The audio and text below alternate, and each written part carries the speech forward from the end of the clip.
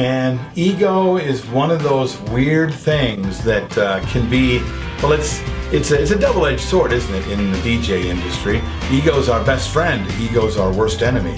We have to find a way to keep our ego in check. What do I mean by that? It doesn't mean you gotta not be egotistical. Egotistical sounds like an ugly word, but honestly, it's the ego that gets us to go up in front of other people and do something, anything, stand in front of a crowd and do math. That takes a bit of ego, okay? The ego is the thing that's gonna get you to do that.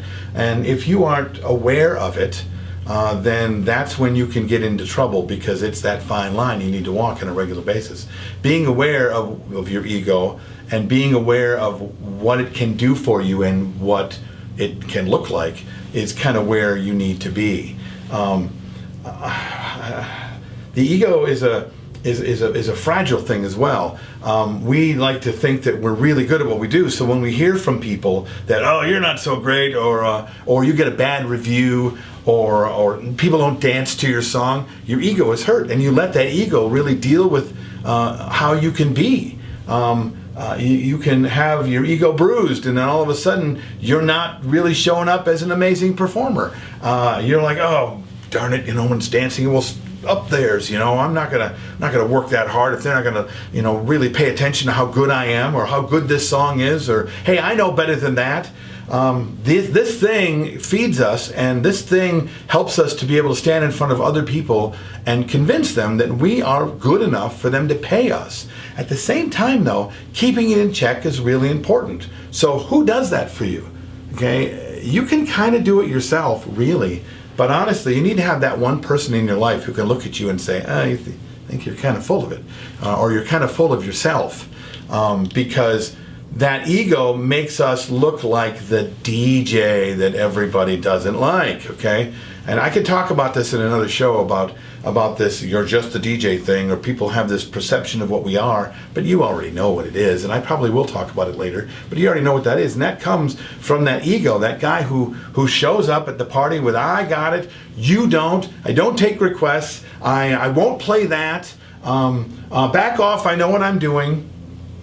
That guy has to stay enough in check to be able to give a client who doesn't really understand the millions of hours that you went through to be able to make this work, okay? They don't get that. So for you to yell at them, yell that, I know what I'm doing, Adam, means that now you come off as egotistical. Egotistical's negative. You want to come off as positive. You need to be able to be confident.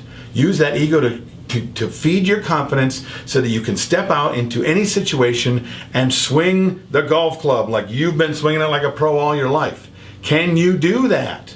Okay? Or are you struggling with that? Many people, with their ego, they step back too far. It's like, oh, I don't want to come off sounding too like this or that, or I don't want to, that's another thing that people talk about with like not charging enough money. I don't want to look like I'm really super great or nothing. Okay, you can do that. But if my plumber comes to my house and says, I don't want to tell you that I'm the greatest plumber in the world, I'm all right. I'm like, get out of my house. I want the super great plumber here. Bring that guy. I don't want you playing with my pipes. I want the great guy. They still want you to be really good. Your ego has to show up to show your confidence. It's when your ego starts to belittle those around you, and belittle not only those around you, but the audiences you're in front of, that it starts to come off as really bad. So where are you? Have you had struggles with your ego? Have you had the little guy on this shoulder and the little guy on that shoulder telling you, those guys suck, you're amazing, you're not so great? Do you deal with that? I know you do. I'd like to know maybe some of your stories. You can write about them in the comments below. You can come to the Facebook page, The Creative License. You could reach out to me, bill@billherman.com. You can even tell some of your stories at the workshop. Come and do my workshop. Entertainment-experience.com. There are seats in the November workshop here in Minneapolis. And until next time, this is Creative License. I'm Bill Herman, and I'll see you next time.